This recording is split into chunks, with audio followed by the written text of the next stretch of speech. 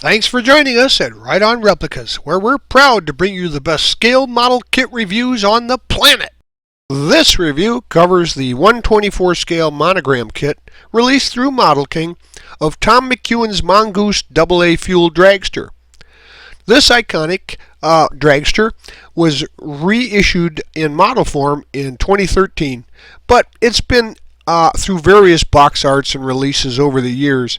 But you can still find these at online auction sites and at larger hobby shops. Now, Tom McEwen was a drag racing legend, and after beating rival Don the Snake Prudhomme in 1964, he became known as the Mongoose. His successful racing career also brought in some big-name sponsors like Mattel that solidified the sport. Now, this skill level 2 kit consists of 55 pieces molded in white and chrome, and it also comes with vinyl non-labeled 2-piece racing slicks and 2 different types of front runner non-labeled tires. The water slide decals are bright and crisp, and they're set up for 2 paint decal options. The direction sheet gives good layouts, and the assembly directions are good, along with key color codes for painting details. There's also a McEwen figure replica to set in the driver's seat for this model. Here are the kit's contents, and as you can see, most of the material is bagged up separately from the tires to keep from marring. But we will also notice that the decals are very colorful, the register is good, and they'll go on very nicely, especially if you use a little of that decal setting solution available in the aftermarket. Now, I want you to know that we'll be using Model Masters liquid cement for most of the construction, and sometimes super glue for strength, for fragile and where we need some strength for suspension parts. Also, please follow the manufacturer's safety and use suggestions when using any of the products you see or hear mentioned in the review. Construction starts with the engine, and it's a pretty basic unit with only 14 pieces. Most of the details are molded in, but we can pick some of them out with some paint to make it really shine. The 5 pieces for the blower assembly. That's the blower box, the front and the back of that, and then the 2 halves of the snorkel. And you're going to have to put up with some horizontal parting lines there. Either that or finish them off with some putty and then have them re-chromed or painted. Now let's add some spark plug wires for a little basic detailing. First, we're going to drill out the location ports for the spark plug wires there in the top of the Hemi valve covers. So just use a craft drill about number 71, and then take your time and use a little light pressure to get it started, and then drill these holes into the covers. Now there's 2 ways to do this, and you can buy a pre-wired distributor that's pretty nice from some of the aftermarket sources. But we're going to use the kit's distributor here, and to prepare that for wires, we're going to try to drill out the section in the center. For this build, the top of the distributor was just kind of sanded off to remove the plug points there with a medium emery board, and then a hole was drilled through the distributor. The bit was just a little larger than the one on the rocker covers, and then with a little help of a X-Acto blade, you can just kind of ream that out so that it provides a hole in most of the top end there. That you don't want to make it much larger than it needs to be for the wires you're going to use. Next, we're going to need some fine wire to use for spark plug wires, and these came from Radio Shack. It's just a fine gauge wire, something that's pliable but you can glue with a plastic covering. And you can also use like the wires that are inside an old Cat 5 cable. Since everybody's going to wireless, there's a lot of it out there. Just strip off the insulation and use that. Cut each piece about 3.5 inches long, and then we're going to stage these for later. But after I cut the wires here, I painted the distributor red and let that dry. So gather up those wires into a tight bundle here and trim off the edges so they're flush. Then we're going to use some super glue to apply here after we push the wires into the hole about 1/4 of the way into the distributor, and then put some super glue in from the back side and then hold that in place for a minute to let the glue set. You'll need to use a super glue here. Regular testers or white glue won't work because then the wires will fall out later. Next, we want to assemble the rest of the engine. Add the blower to the top there, and then the heads and the valve covers into place. And for the chrome, we're going to put a little of that black wash on there to give it a sheen that's more like the aluminum that it is in most of the engine parts. And for the engine itself, I painted this a gunmetal because the box art's more like a dark color than the call out in the instructions. So not only will this help with appearance, but it gives it a more realistic look with a little grunge in the corners like would be collected. So when you're putting that on, make sure that the paint doesn't puddle up in anywhere. Wick that off with a little piece of tissue paper or something, and then let that set aside to dry. Now you can mount our magneto style distributor here to the engine using some super glue with the 8 wires, and of course you'd need a center wire if you're going to use an engine with a coil. But in this case, we're going to route the wires to the spark plug holes, and depending on how authentic you want to make it, you could actually use a wiring diagram to approximate the wires that are coming out of the top of the distributor there and route them to the correct plug. But just take each wire then and route it as you would see it on a real engine, and then super glue it into one of the holes that correspond to that spark plug, and make sure that they look like they would as they would appear on a real engine. And super glue them into place into each spark plug hole, and let those set to dry. Now we just are going to kind of test fit the engine to the body, and we've placed the belt and front end of the motor into position and painted the belt black.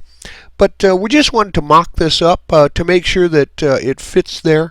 And also I want to remind you, remove any chrome or paint anywhere that you're going to glue the joints together for a good bond. Now we're going to go out of sequence here.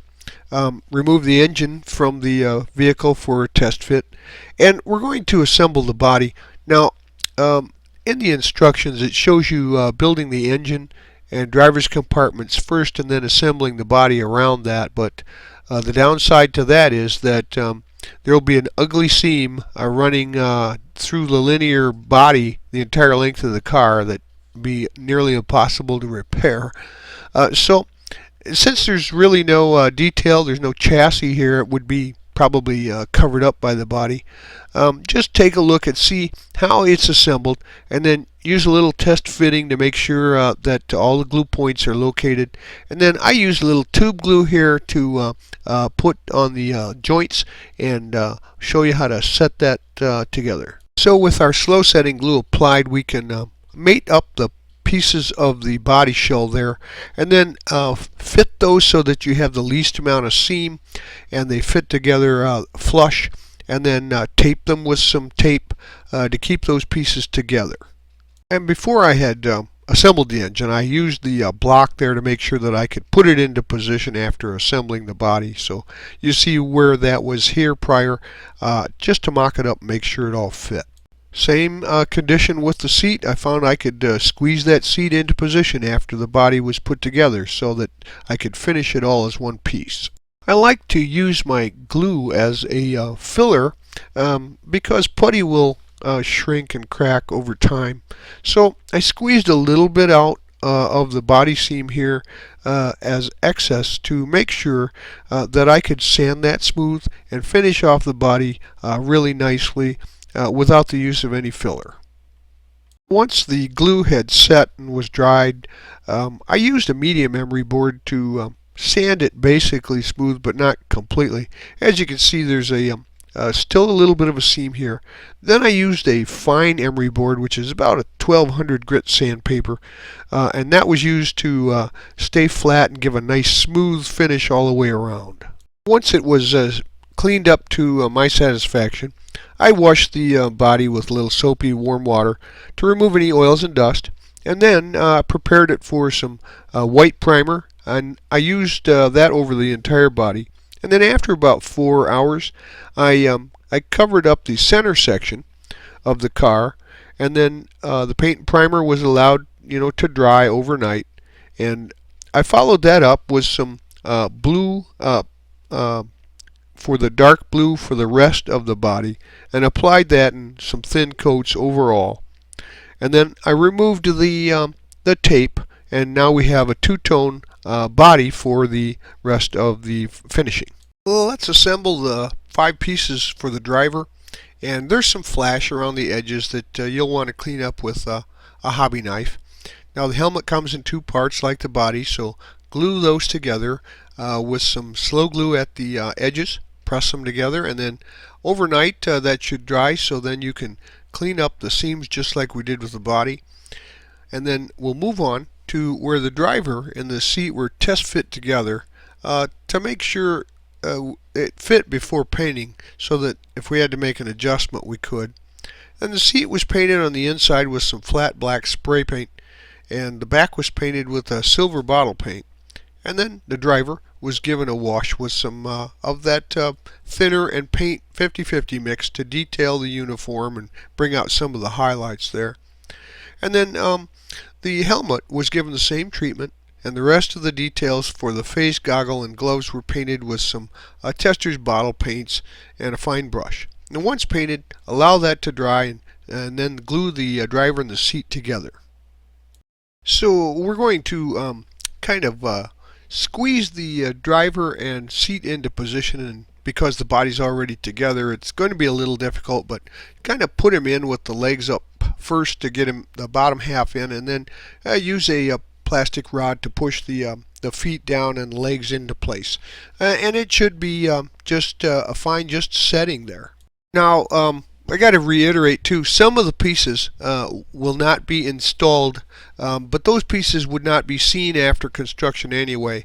But I left out the rear end pumpkin and the brace there because in order to make an efficient and good looking body and install the driver in afterwards, so they can't be placed in there. So that's up to you. If you want those pieces in there, then you'll have to follow the instructions and build the body around all these pieces that go together first. Make sure you remove the paint from the gluing points and go ahead and install the engine. It really only goes into one place, so use a little slow setting glue, and then make sure you position it so that it's vertical and looks correct. You've got the cockpit and the engine in place. It's time to decal the body, and these decals are really nice, and they're very colorful, but you're going to want to place them in there now before the wheels are positioned, so that they don't get in the way, and they go on nicely prior to handling the pieces around those wheels and suspensions, etc. So use some warm water and apply those with some warm water on the body, and you can also use some of the decal setting solutions if required to conform to any of the contours. Gather up these pieces for the front end and the steering components. There's 7 parts, and they need to be put in before the headers are installed, so this gives more room for moving the parts around for a correct fit. Now there's pretty clear locations for assembling the front end and steering components, and the chrome should be scraped before you glue any pieces together. Now the radius rods here, shown in the red arrows, they were put on first, and then the front axle, the black arrow, is installed next. Now the front steering linkages, which are the red arrows here, are slid into the front holes on the body and glued to the ends of the front axle. Again, there's some clear locations for those points, but make sure you remove any chrome. On the left side, the steering arm with the white arrow here is slid into the rear hole in the body, and a dab of super glue holds that in place, and also attaches further back on the body. I did find one issue with this kit. The drag link here, shown by the black arrow, that half glues to the side of the body also, and there's a die mark in the body for the locations, but for some reason the drag link half and the steering arm did not meet up like they should. They should have, and there's no real reason why they shouldn't. The length just wasn't there.